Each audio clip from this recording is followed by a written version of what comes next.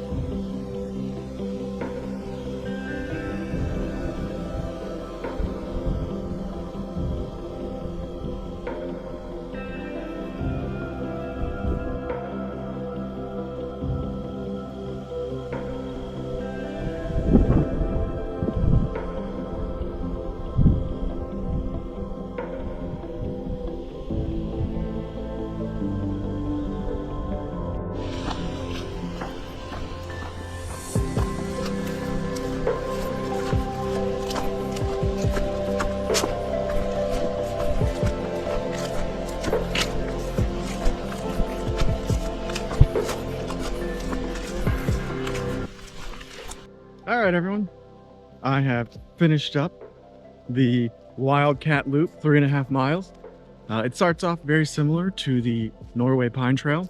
And then you kind of drop down and you make it into almost a grassy area. Still plenty of trees. A lot of big ups and downs. So there's a couple of overlooks, which are nice. They've got little sections cut out where you can kind of see down and all the pines out in the area. So now I'm heading back on the red oak. It's similar in length to the Norway pine, but it is a moderate trail instead of a difficult. So I imagine it's going to be a lot smoother.